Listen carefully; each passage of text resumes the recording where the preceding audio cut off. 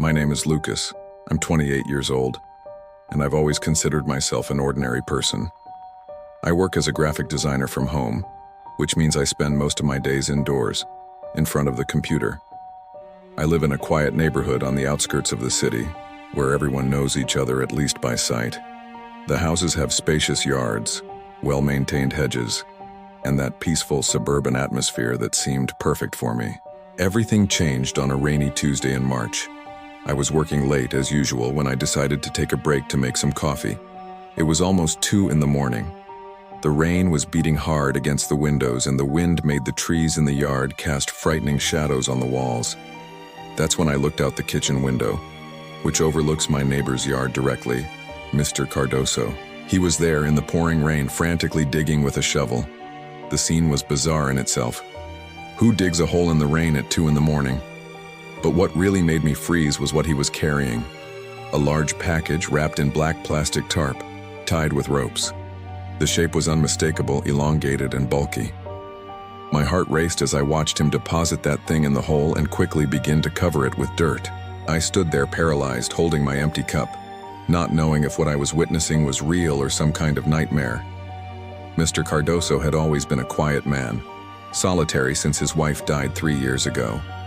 He never caused problems, just waved politely when we crossed paths on the street. But that scene changed everything.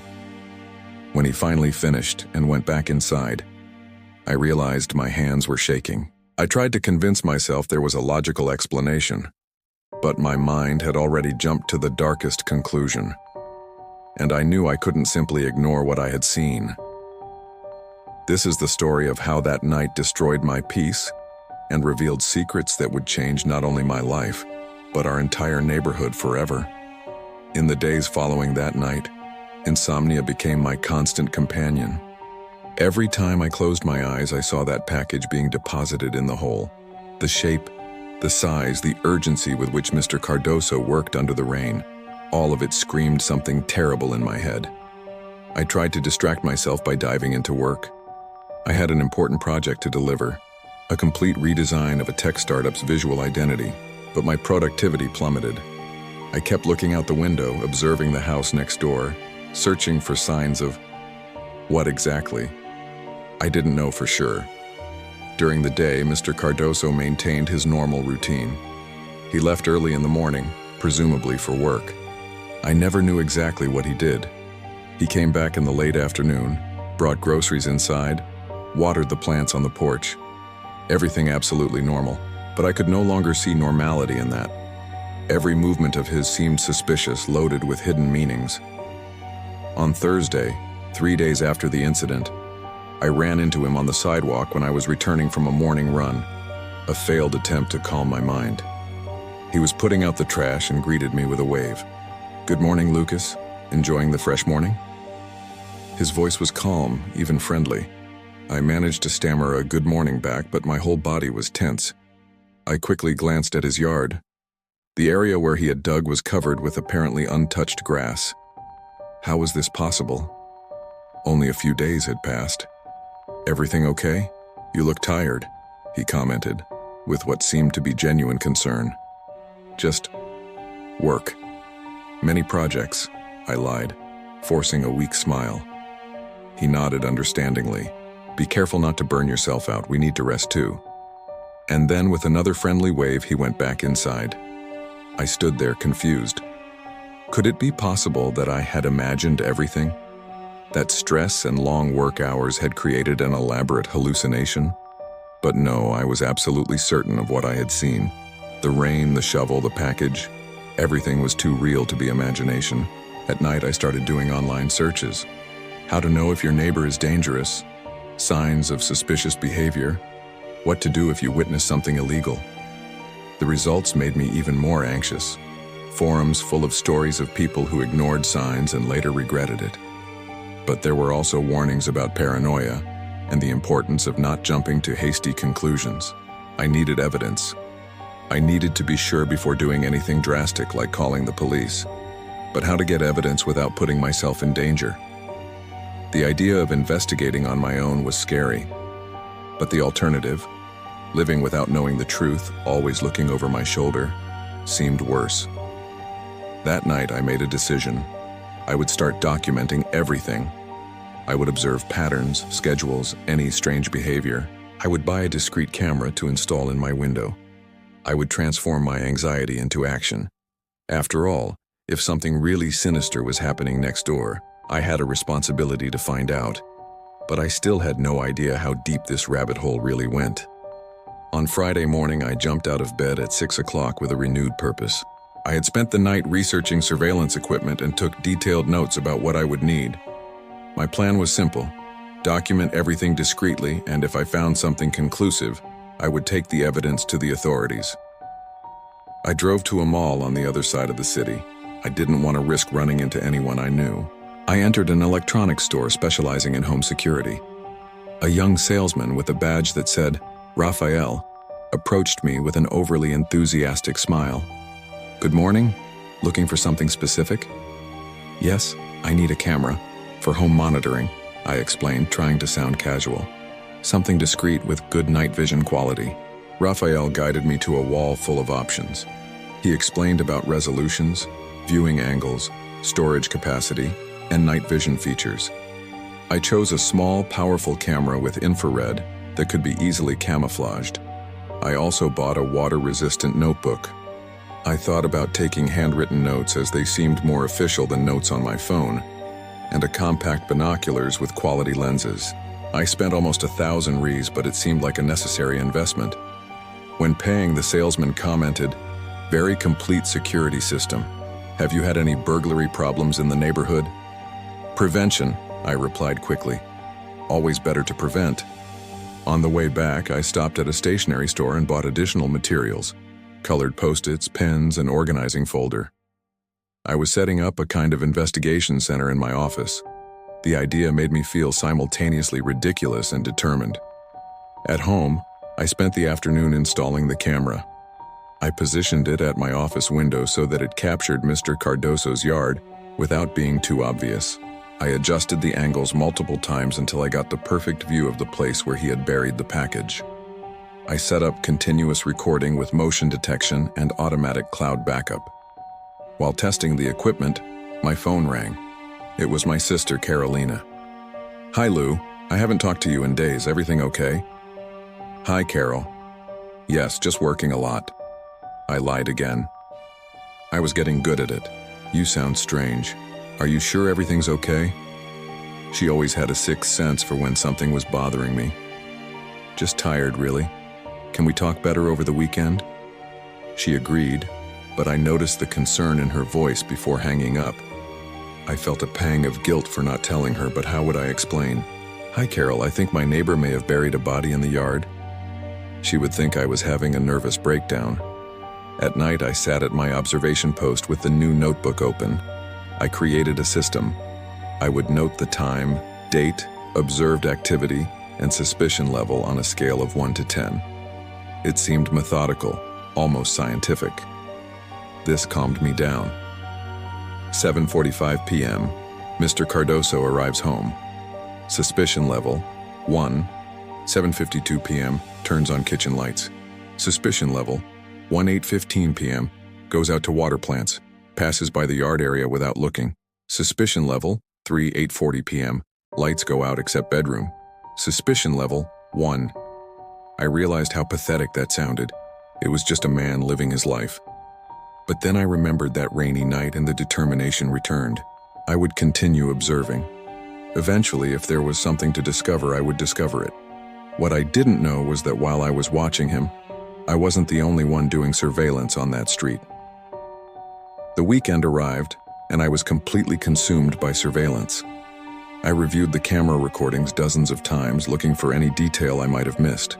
Mr. Cardoso maintained a predictable routine, woke up early, had coffee reading the newspaper on the porch, did household chores, watched television at night.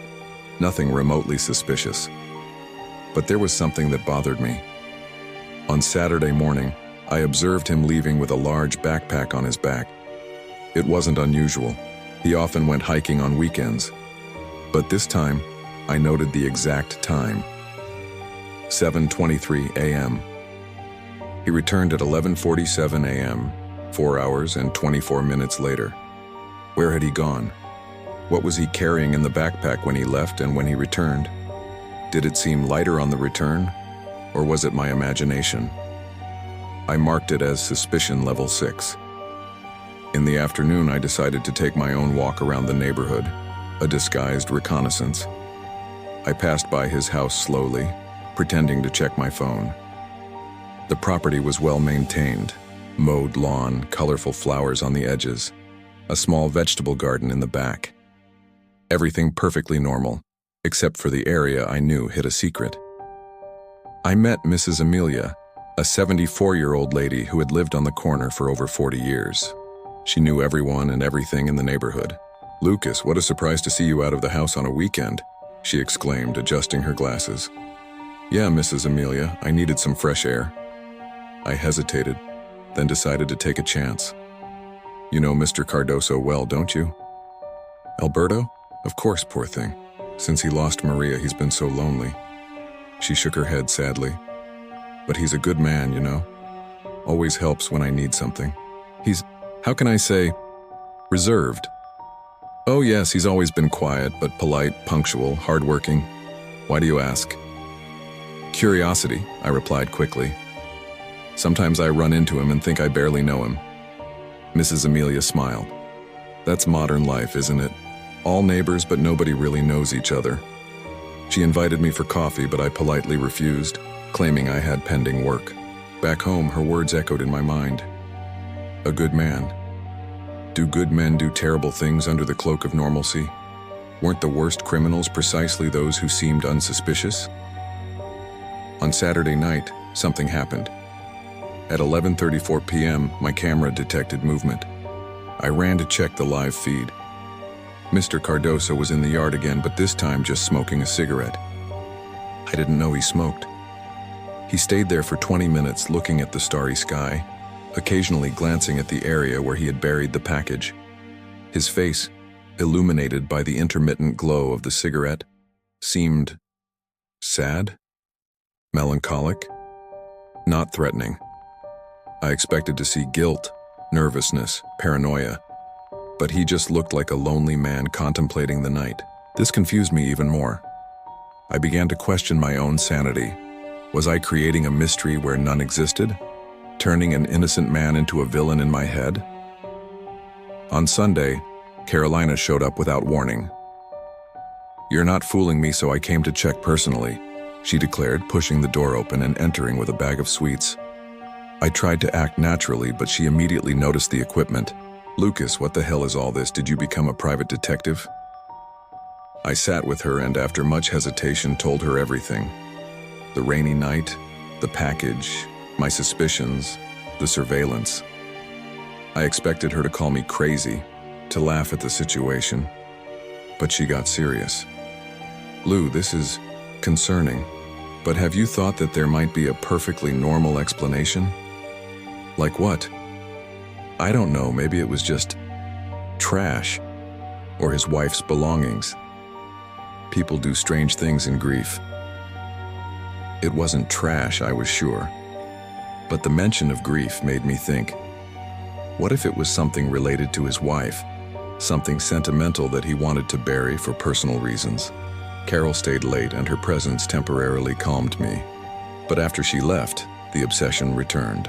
I needed to know the truth, even if it meant crossing lines I never imagined crossing. Monday arrived with a risky decision. I needed to get closer to Mr. Cardoso. Observing from afar wasn't revealing anything conclusive. I needed better access, more direct information. But how to do this without raising suspicion? The opportunity arose unexpectedly. Around 4 p.m., I heard a loud noise coming from the street. I ran to the window and saw Mr. Cardoso next to his car, looking frustrated at a flat tire.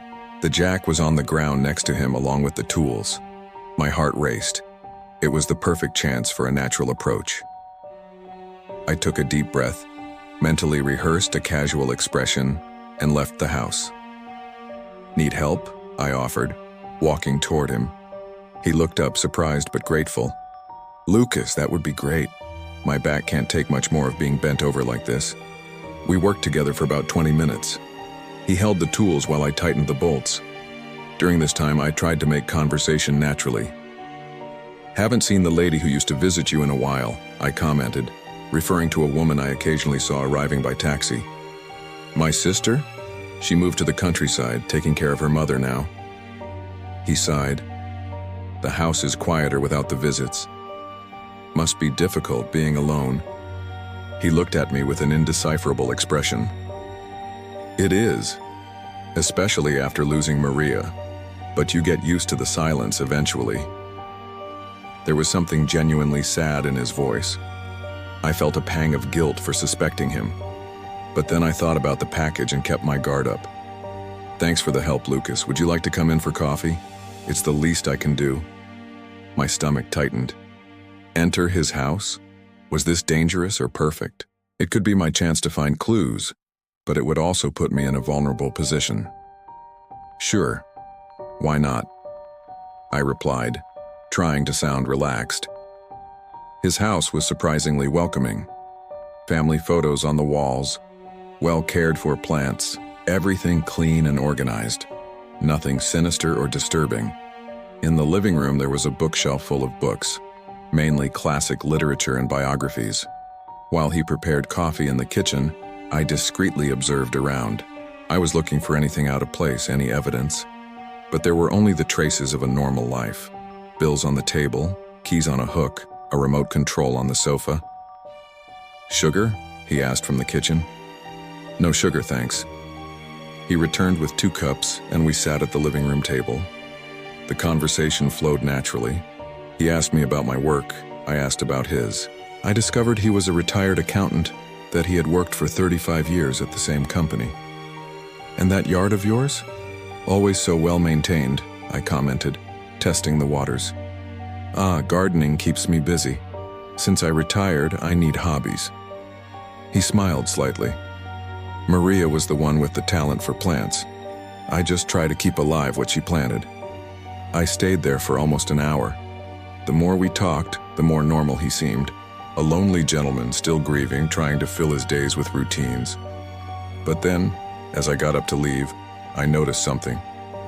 On the hallway wall leading to the bedrooms, there was a photo I hadn't seen before. It was recent. Him and a younger woman, both smiling.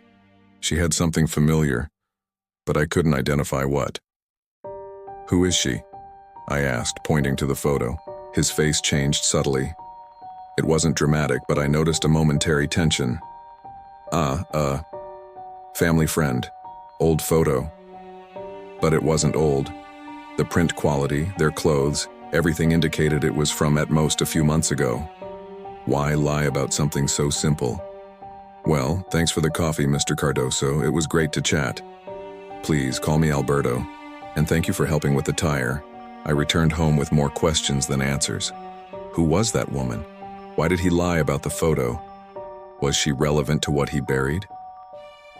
That night, I enlarged the woman's photo using my camera's zoom, capturing it through the window.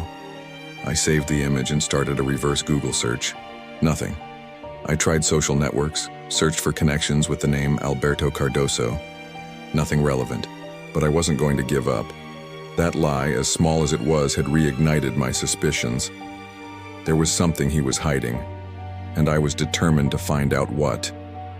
After that afternoon at Mr. Cardoso's house, Alberto, as he insisted I call him, I intensified my surveillance. The lie about the photo bothered me deeply.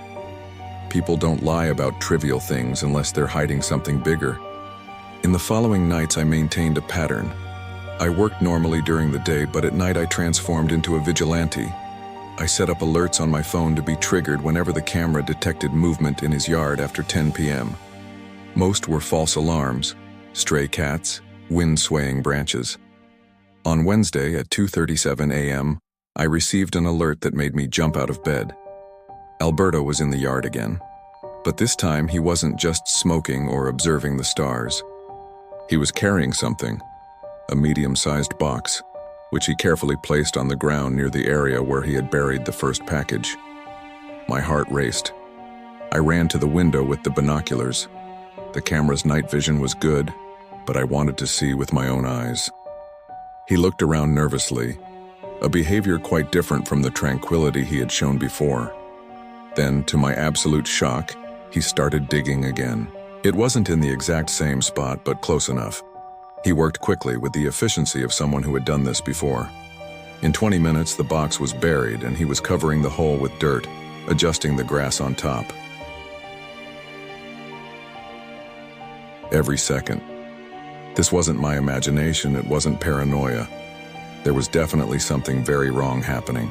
After he went back inside, I stayed awake the rest of the night, watching and re-watching the recording.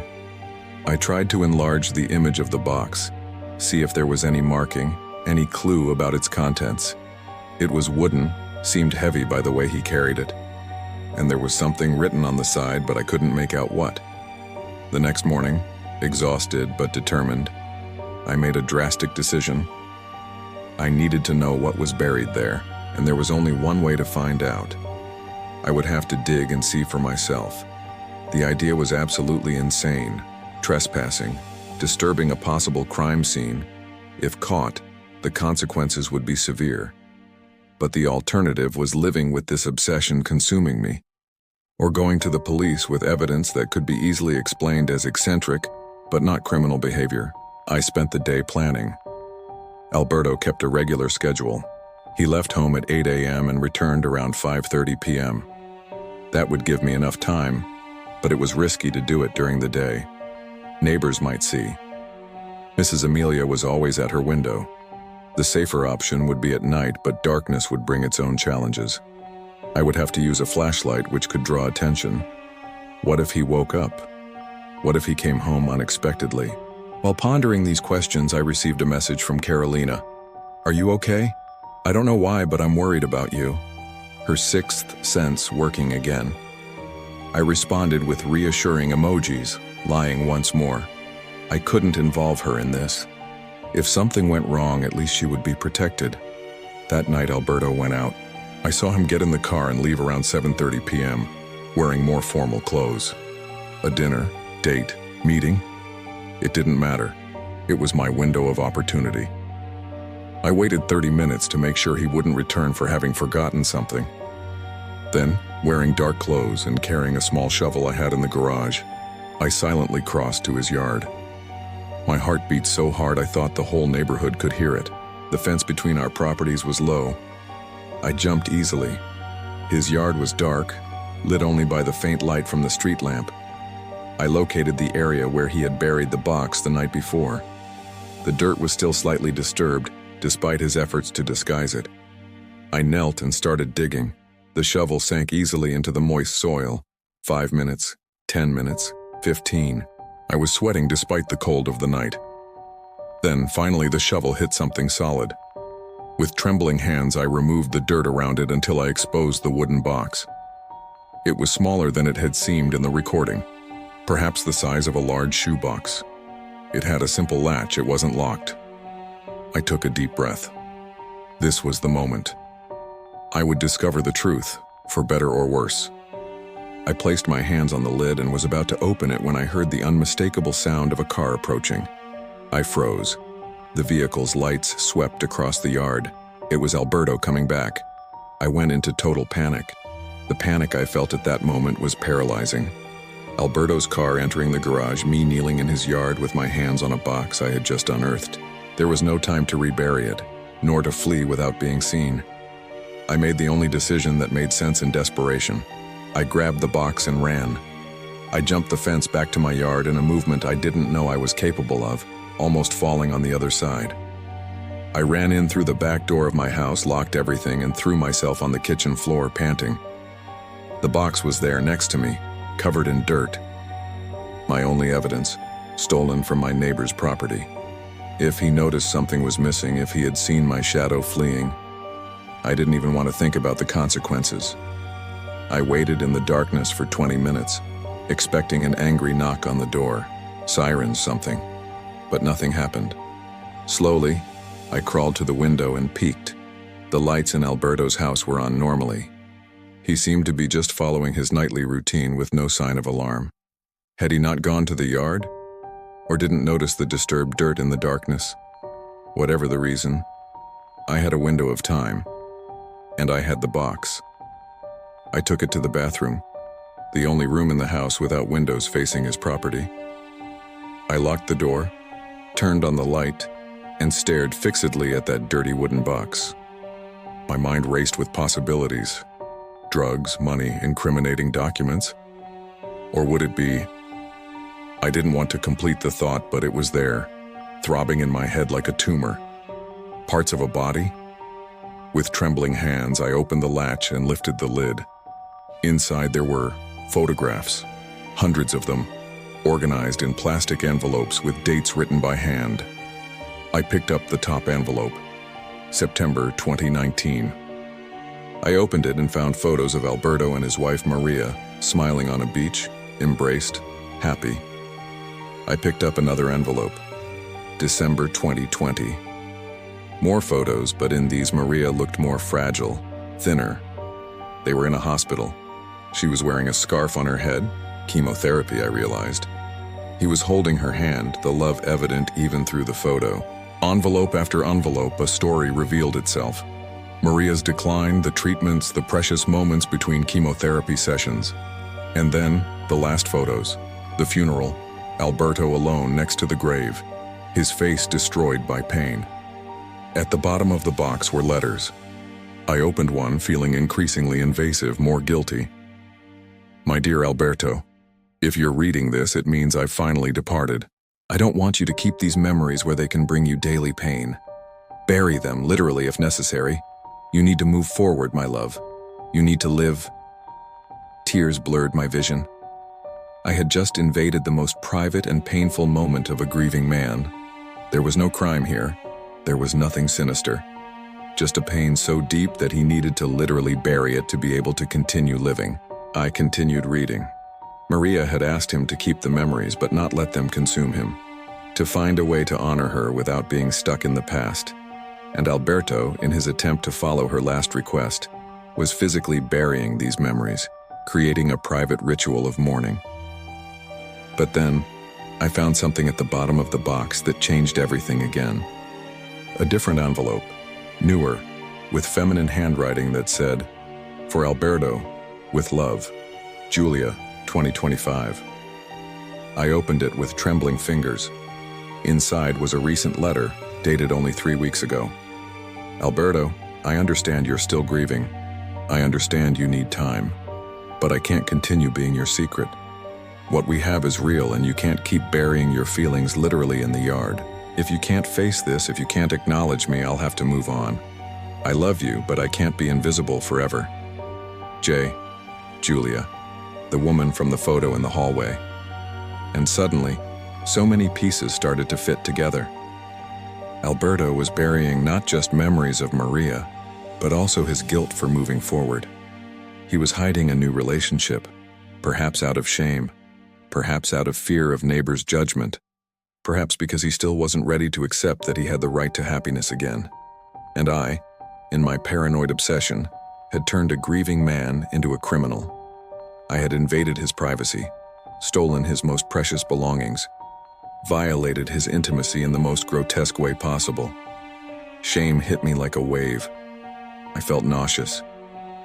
What had I done? I was still processing everything. When I heard the doorbell ring, my blood froze.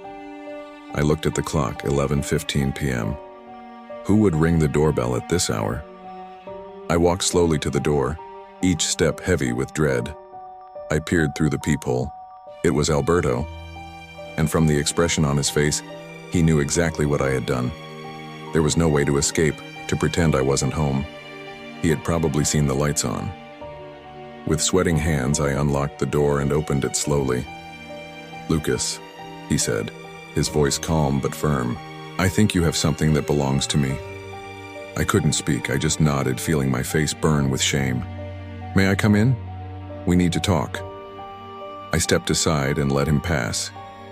He entered, looked around, and his eyes found the wooden box in the hallway where I had momentarily left it. His face contorted with pain. "You opened it." It wasn't a question. I'm sorry. I didn't..." The words died in my throat. He picked up the box, held it against his chest as if it were the most precious thing in the world. "How long have you been watching me, Lucas?" Honesty was the least I owed him. "Since I saw you burying something 2 weeks ago in the rain at dawn, I thought it was that I was a murderer." He laughed bitterly. "And all this time, while you spied on me, installed cameras, invaded my home for coffee, you were looking for proof of a crime that never existed." Every word was a stab of guilt. "I'm so sorry. I know there's no excuse for what I did. I'll accept any consequence, call the police, sue me, whatever you want. Sue me." He looked at me for a long moment, his face a mask of conflicting emotions. Anger, sadness, exhaustion. "You know what's saddest about all this, Lucas? You were the first person in this neighborhood, in 3 years, who showed any interest in me as a person. When you changed my tire, when you accepted to come in for coffee, I thought I had finally made a connection. But you were just investigating me, weren't you?" That hurt more than any accusation of invasion of privacy, because it was true. Alberto sat on my sofa, still holding the box. I remained standing, unable to relax, waiting for the explosion of anger that would surely come. But it didn't come. Instead, he just seemed tired. "How did you find out about today's box?" he asked, his voice monotone. There was no point in lying anymore. "Camera. I installed one in my office window focused on your yard. Motion detection. I received an alert when you went out tonight." He shook his head slowly. 24-hour surveillance. Impressive. The sarcasm in his voice was palpable. "And what did you think you'd find? A body? Drugs? Stolen money?" "I didn't know. I just knew it seemed suspicious and you decided it was better to spy on me than simply ask me?" He cut me off. "Or go to the police with your suspicions if you really thought I was dangerous." He was right, of course. My entire approach had been cowardly and invasive. If I really believed he was a threat, I should have contacted the authorities. But I didn't because deep down, part of me knew I was overreacting, turning mystery into entertainment for my monotonous life. "I saw the letters," I confessed in a low voice. "From Maria and from Julia." His face closed. "So now you know all my secrets. You must be feeling very clever." "No, I feel horrible. You were just trying to deal with your pain in a way that made sense to you. And Julia, you're afraid of what people will think, aren't you? About moving forward." He was silent for a long moment, looking at the box in his lap. When he finally spoke, his voice was broken. "I met Julia 8 months ago. She's a teacher, volunteers at the community center where I do volunteer accounting work for NGOs. At first it was just friendship. But then, I don't know when it happened, but I started to feel something I hadn't felt in years. And that filled me with guilt." He paused, wiping his eyes. "How could I feel this? Maria had barely left. What would people think? What would I think of myself? So I kept it secret. Julia would come visit me at night after the neighbors slept. We never went out together publicly. I was hiding her and she was starting to get tired of it. That's why the letter," I said softly. "That's why the letter. She gave me an ultimatum. Either I acknowledge the relationship or she's leaving. And I don't know what to do, Lucas. I don't know how to stop feeling guilty for being happy again." I sat in the armchair across from him, our conversation taking a completely unexpected turn. Here was this man, whose privacy I had violated in the most grotesque way, opening his heart to me. "What were you burying that first night? In the rain?" I asked. "Her wedding dress," he replied, his voice barely above a whisper. "Maria had asked in her letter that I get rid of it when I was ready to move forward. That night, after dinner with Julia, I realized I was falling in love with her, and I panicked. I came home and decided I needed to bury that chapter, literally. The rain seemed appropriate, dramatic, cleansing, cathartic. And today's box? More photos. Letters I wrote to Maria but never sent during her treatment. A diary I kept during her last month. Very personal things I can't look at anymore without falling apart. Julia is coming here tomorrow.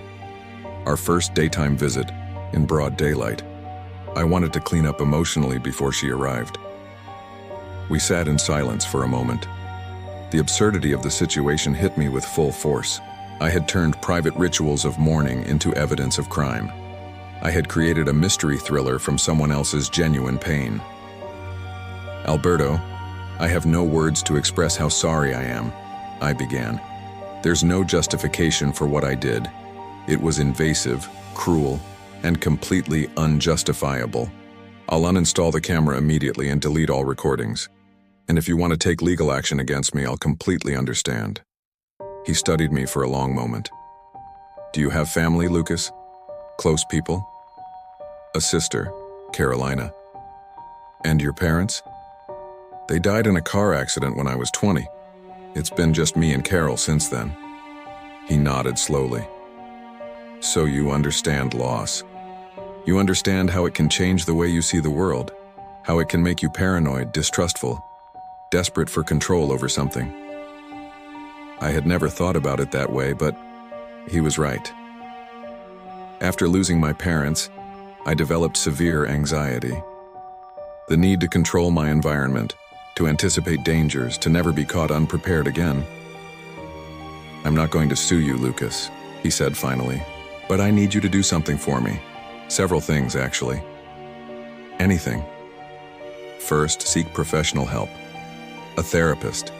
Your paranoia and need for surveillance aren't healthy. Second, destroy any surveillance material you collected about me. I don't want it to exist anywhere. Third, he hesitated. Tomorrow, when Julia comes, I want you to come have dinner with us. I blinked, confused. What? You'll be the first person to officially meet her as my girlfriend.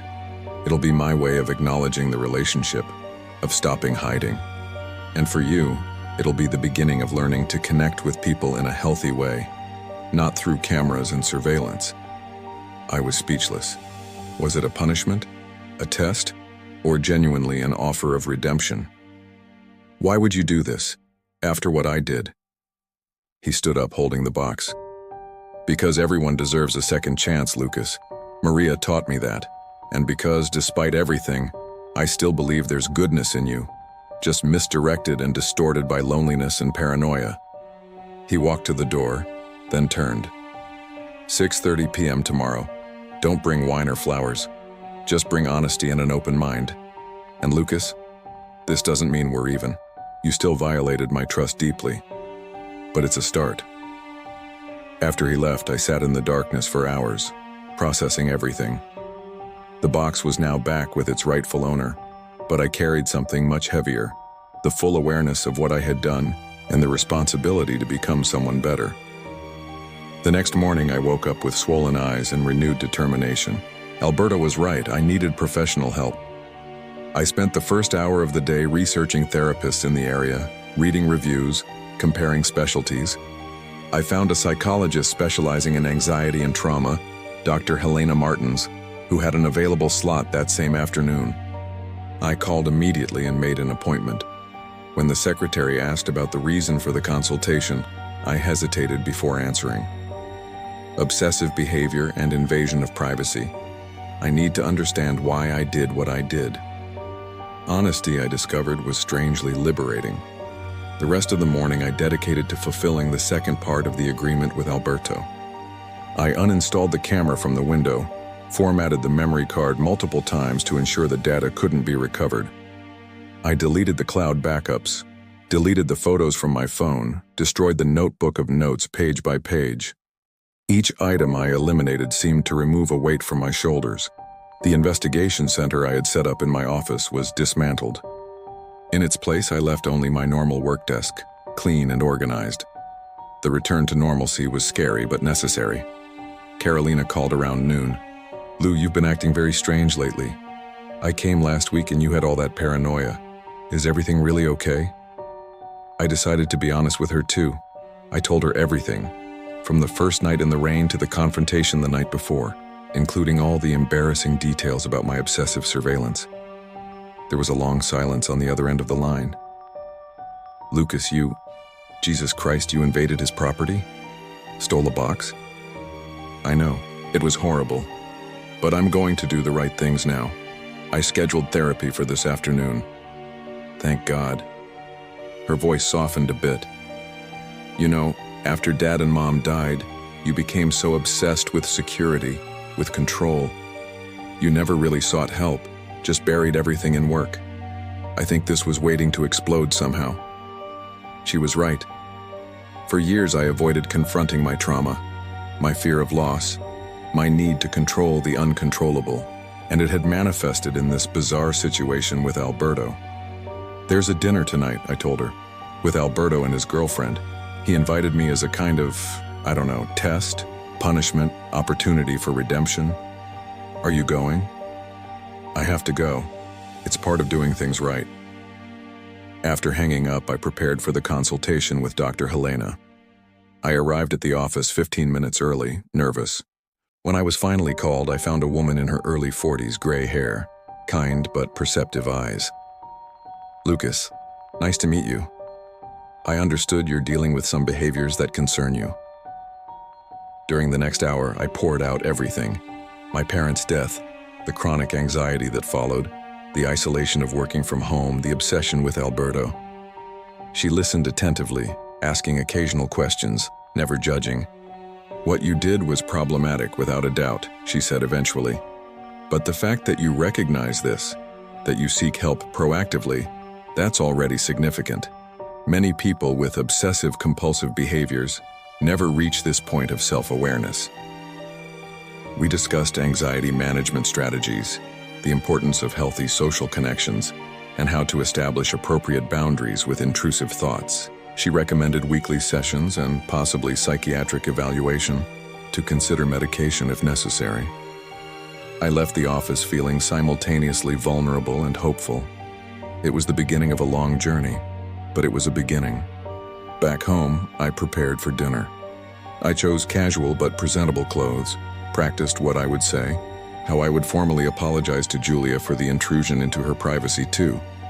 After all, I had read her letter, knew her most intimate feelings without her consent. At 6:25 p.m., I took a deep breath and crossed to Alberto's house. My heart was beating fast, but it wasn't the same paranoid anxiety as before. It was legitimate nervousness about facing the consequences of my actions. Alberto opened the door before I rang the bell, as if he were waiting. Punctual. That's good. He gestured for me to enter. Julia is in the kitchen finishing dinner. I hope you like lasagna.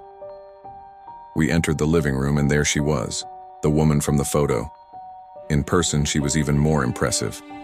Wavy brown hair, intelligent eyes, a warm but cautious smile. Julia, this is Lucas, my neighbor. Lucas, Julia. I extended my hand, but before shaking hers, I said, Julia, I need to formally apologize. I invaded your privacy in an inexcusable way. I read your letter to Alberto, learned your most intimate feelings without permission. There's no excuse for this, but I want you to know I'm deeply sorry. She studied me for a moment, then shook my hand firmly. Alberto told me everything. What you did was wrong, but the fact that you're here, facing this directly, says something about your character. Let's see if we can turn this horrible beginning into something constructive. The dinner that followed was one of the strangest and paradoxically most meaningful of my life.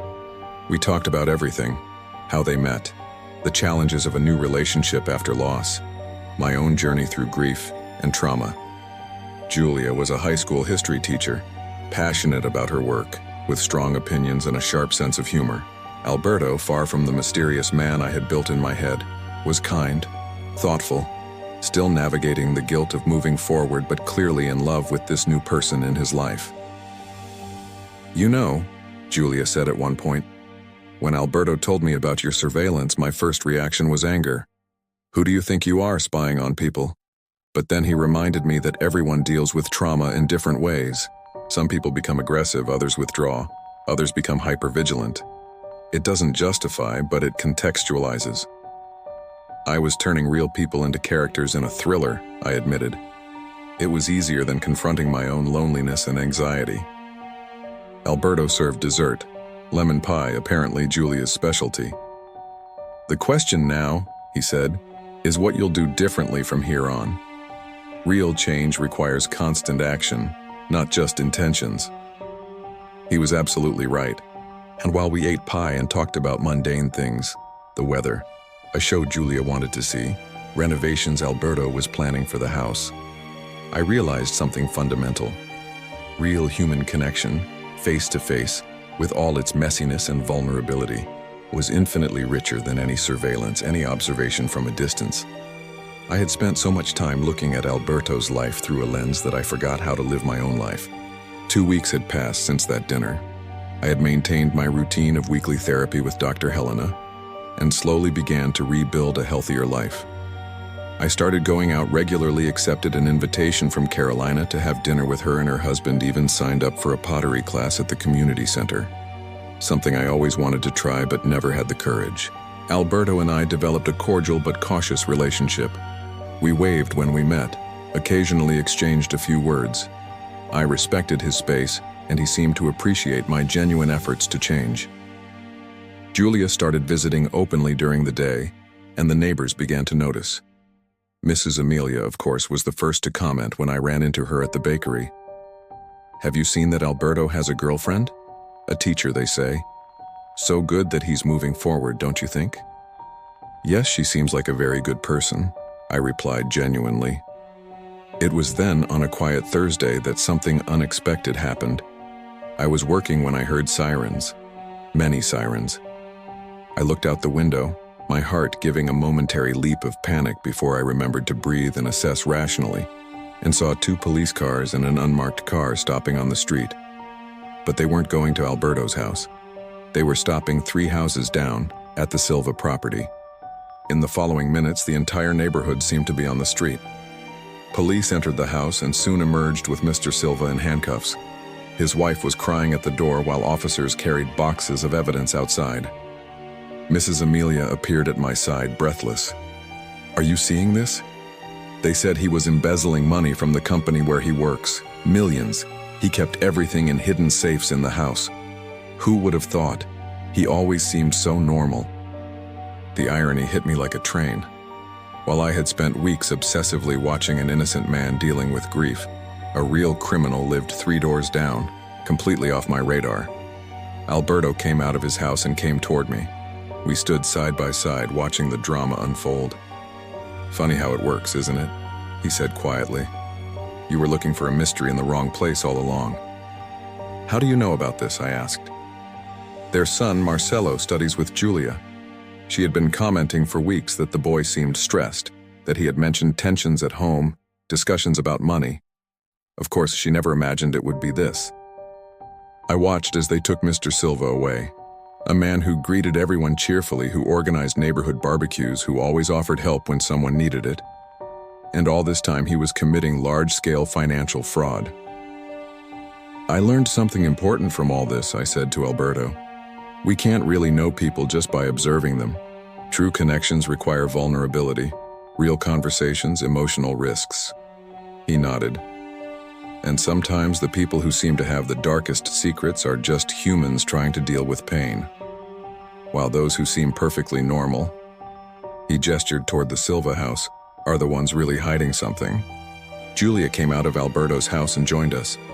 "What a crazy day. I can hardly believe about Mr. Silva." "Julia," I said impulsively, "you mentioned at dinner that you teach volunteer classes on Saturdays at the community center, right? Literature for adults in the literacy process?" "Yes. Why? Would it be possible for me to help somehow?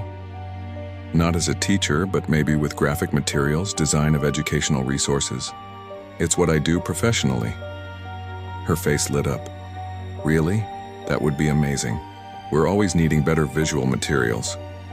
Alberto looked at me with a small but genuine smile. "Look at that. Luke is finding healthy ways to get involved with the community." In the following days, the Silva story dominated neighborhood conversations.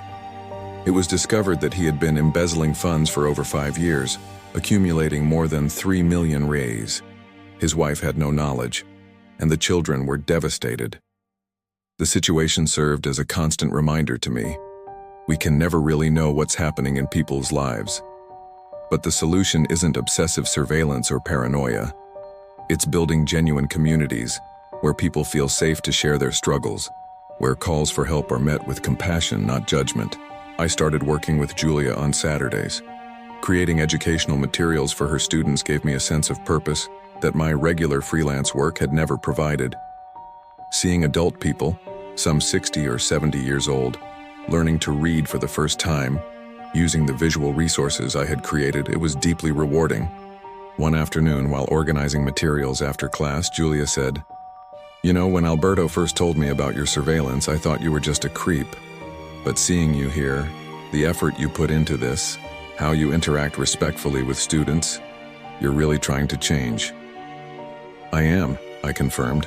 "I still have a lot to work on in therapy. There are still days when anxiety tries to convince me to check things, to look for threats that don't exist. But I'm learning to recognize these patterns and choose differently." Alberto started showing up on Saturdays too, bringing coffee and snacks for the volunteer group. Slowly, the three of us developed a genuine friendship, built not on the bizarre circumstances of our first meeting, but on shared values and mutual respect. One evening, after a casual dinner at their house, which had become a bi-weekly event, Alberto pulled me aside. "Lucas, there's something I need to tell you, something I didn't mention before." My stomach tightened. "What?" "That night when you invaded my yard and took the box, I saw you. I was coming back from the garage, had forgotten to lock the car. I saw your shadow jumping the fence." I froze. "You knew all along?" "Yes. I could have called the police immediately, but I decided to wait, see what you would do. When you showed up at my door wanting to return the box, I saw there was some awareness there, some genuine remorse. That's why I decided to give you a chance." "Why are you telling me this now?" He smiled. "Because you deserve to know that I made a conscious choice to believe in you. It wasn't naivety. It was a calculated bet that people can change if given opportunity and support. And you proved I was right." That revelation left me speechless. All this time, thinking I had escaped by luck, he had actually made a deliberate choice to offer me redemption. "Thank you," I managed to say finally, "for believing in me when I didn't believe in myself." He squeezed my shoulder. "That's what community means, Lucas. It's not about surveillance or control. It's about giving people space to grow, even when they make mistakes." 3 months had passed since that first rainy night that changed everything. It was early June, and the neighborhood was unrecognizable to me, not because it had changed physically, but because I now saw it through completely different lenses. Therapy with Dr. Helena was making real progress. We identified deep patterns of behavior related to the trauma of losing my parents, the need for control as a way to prevent future losses. I started medication for anxiety, and the combination of therapy and chemical support was making a noticeable difference. The volunteer work with Julia expanded. Now I coordinated a small team of designers who created educational materials for free for various NGOs in the region. I discovered a passion for social design that I never knew I had. My relationship with Carolina improved exponentially. I started visiting her weekly, got to know my brother-in-law better, even accepted to be godfather to their daughter who was on the way. She was 4 months pregnant, and I was emotionally present in a way I couldn't be before. And Alberto and Julia, they had become true friends, not just cordial neighbors, but people with whom I shared meals, deep conversations, genuine laughter. Alberto had officially acknowledged the relationship, and the reception in the neighborhood was surprisingly warm. Mrs. Amelia had organized an afternoon tea to formally introduce Julia to the neighbor ladies, and the event was a success. On a sunny Saturday morning, I woke up to a message from Alberto. "Need help with a yard project. Do you have time today?" I arrived at his house around 10 a.m. He was in the yard with Julia, both wearing gardening clothes, and there were several tools scattered across the lawn. "What are you doing?" I asked, intrigued. "We're going to create a memorial garden," Julia explained, "for Maria. A beautiful place where Alberto can come and feel connected to her, without needing to bury his memories." Alberto showed me the plans. It would be a small circular space with a wooden bench, surrounded by Maria's favorite flowers, yellow roses and lavender. In the center, a small metal sculpture he had commissioned representing 2 intertwined hands. "And there's more," Alberto said, leading me to the area where he had buried the boxes. We're going to unearth everything. The photographs, the letters, the objects. Julia helped me realize that honoring the past doesn't mean burying it. It means integrating it into the life I'm building now. We spent the entire day working together. We carefully dug, recovering the boxes Alberto had buried. There were 4 in total, each containing precious fragments of his life with Maria. Then we began building the memorial garden.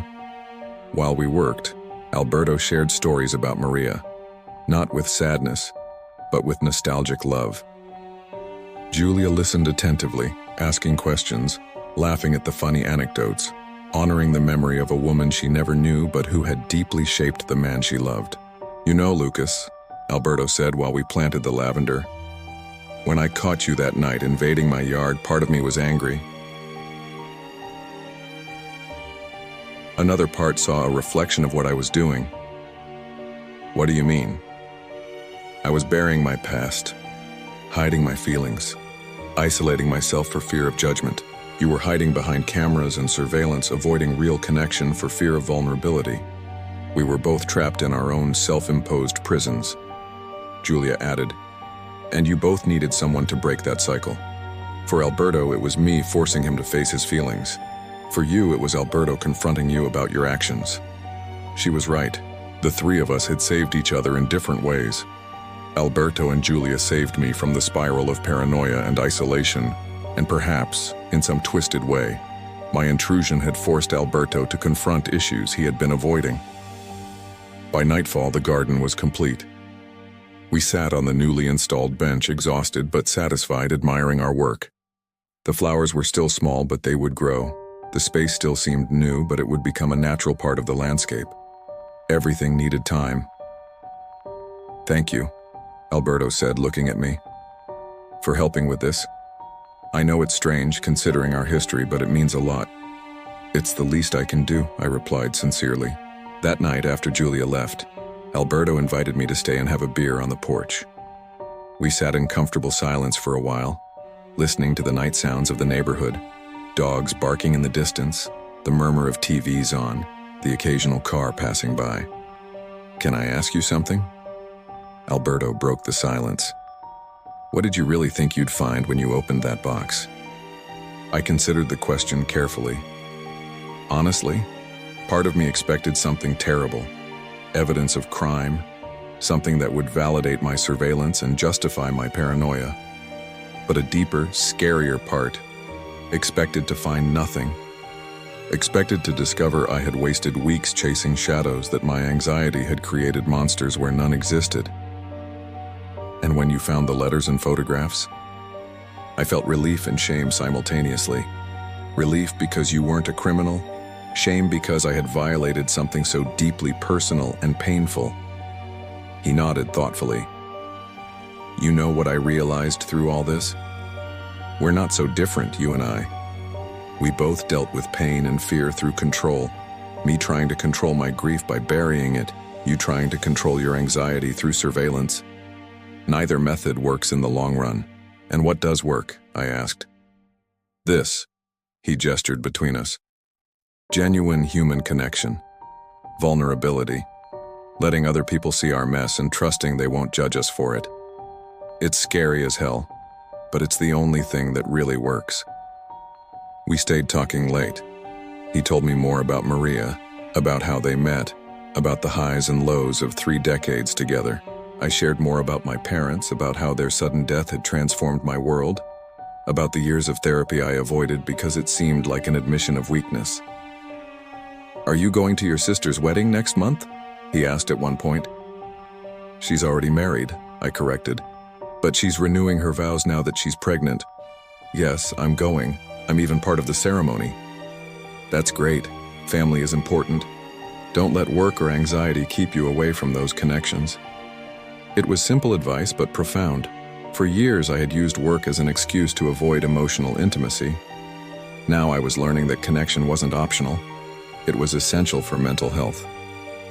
When I finally went home that night, I stopped at the fence separating our properties. I looked at my office window, where the camera had been installed for weeks. The window was now empty, except for a plant Carolina had given me, a small symbol of life growing where there had once been only surveillance. I looked at Alberto's yard, where the new memorial garden rested silently under the moonlight. It was beautiful, appropriate, a tribute that honored the past without imprisoning it. And then I looked at my own yard, neglected for years, full of weeds and unrealized potential. Tomorrow I decided I would start my own project. Not a memorial, but a garden of growth. A space where I could cultivate not just plants, but also my own healing.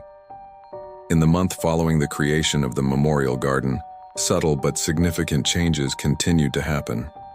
Mrs. Amelia, inspired by Alberto's garden, organized a community neighborhood beautification project.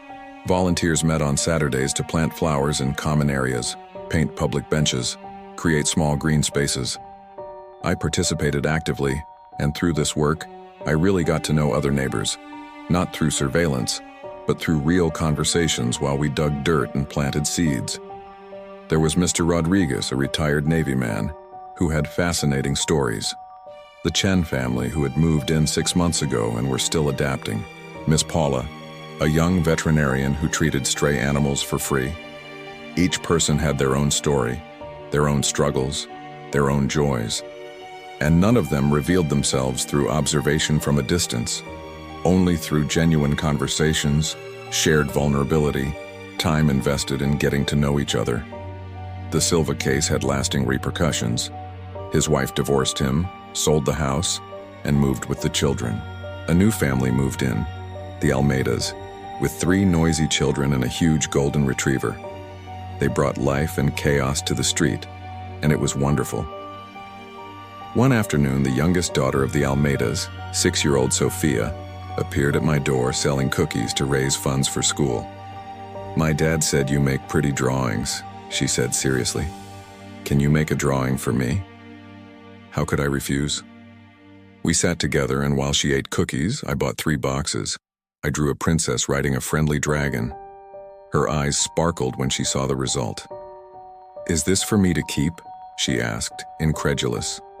Of course, a welcome gift to the neighborhood. She left skipping, shouting to her parents about the cool neighbor who draws. And for the first time in years, I felt I truly belonged to a community. Carolina's vow renewal was beautiful. In my speech, I talked about second chances, about how it's never too late to rebuild, to choose connection over isolation, vulnerability over control. Alberto and Julia were there as my guests, and seeing my sister meet them, seeing these parts of my life integrating, was deeply meaningful.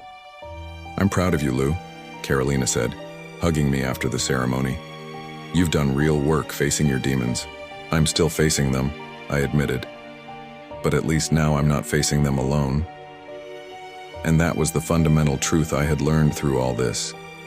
We are not meant to face our fears, our pain, our challenges alone. Community isn't just people living close to each other. It's shared vulnerability, mutual support, and willingness to see beyond facades to the real people behind them. That night, returning home after the wedding, I stopped again at the fence between my house and Alberto's. It was a reminder that beauty can grow from pain, that honoring the past doesn't mean being imprisoned by it. My own garden, though still modest, was also growing. Tomatoes, peppers, aromatic herbs, nothing elaborate but alive, thriving, requiring daily care. Every morning when I watered them, it was an act of presence, of commitment to growth, of choosing to cultivate instead of simply observe. The man who had installed surveillance cameras, who had invaded private property, who had turned a neighbor into a suspect, that man still existed inside me. But now he coexisted with someone who was learning trust, community, connection. The impulses of control still arose, especially in moments of stress, but now I recognized them for what they were: fear disguised as protection. And every time I felt the impulse to check, to control, to watch, I made a different choice. I called Carolina. I visited Dr. Helena. I invited Alberto for coffee. I volunteered more hours at the community center. I watered my garden. Small choices, repeated daily, that slowly built a different life. Not perfect, never perfect, but real, connected, alive in ways that surveillance could never capture. 6 months had passed since that rainy March night when I saw Alberto digging under the storm. Half a year that fundamentally changed who I was and how I saw the world. As I write this, sitting in Alberto's memorial garden, he insists I use the space whenever I want, says it was made to be shared. I reflect on everything I learned. I learned that mysteries exist around us, but they're rarely the kind of mysteries we imagine. The real mystery wasn't what Alberto was burying, but why I was so desperate to find something sinister in the actions of a grieving man. The mystery was my own psyche, my inability to trust, my need to control the uncontrollable. I learned that people are profoundly more complicated than any external observation can reveal. Alberto wasn't a criminal nor a saint. He was a human navigating loss, guilt, love, and hope the best way he could. Just like all of us. I learned that second chances are precious and rare gifts. Alberto could have destroyed me, legally, socially, and emotionally, but he chose to offer me redemption. That choice changed my life in ways I can never fully repay, only pass forward by offering the same grace to others. I learned that real community requires risk. It requires coming out from behind screens and cameras and windows and really being present with other people in all their imperfect glory. It's uncomfortable, sometimes painful, often frustrating, but absolutely essential. And I learned that healing isn't linear. I still have bad days. There are still moments when anxiety whispers that I need to check, control, protect. But now I have tools, people, practices that help me navigate these moments without falling back into destructive patterns. Alberto and Julia got married last month. It was a small, intimate ceremony in his garden. Our garden, as I came to think of it. I was there, along with Carolina and her family, Mrs. Amelia, the neighbors we had all come to really know. During the ceremony, when they asked if anyone had objections, there was a moment of silence. And in that silence, I thought about how months ago, my paranoid version might have spoken, might have sabotaged this happiness based on unfounded suspicions. But the person I was now just smiled, genuinely happy for two people who found love amid loss. In his speech, Alberto said something that stayed with me. Sometimes, life's greatest blessings come wrapped in the strangest packages. Who would have thought that an intrusive neighbor would become one of my best friends? Everyone laughed, but he looked at me with genuine affection. Sometimes we need someone to disturb our existence, to force us to confront what we're avoiding, to remind us that community is about shared imperfections, not isolated perfections. Today, I'm working on a new project. I'm writing a book about my experience, not to glorify my actions, but to honestly explore anxiety, trauma, and the tortuous path toward healing.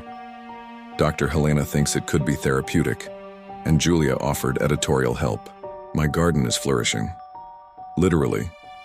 The tomatoes are ripe, the aromatic herbs are abundant, and I just planted strawberries that should bear fruit in the spring.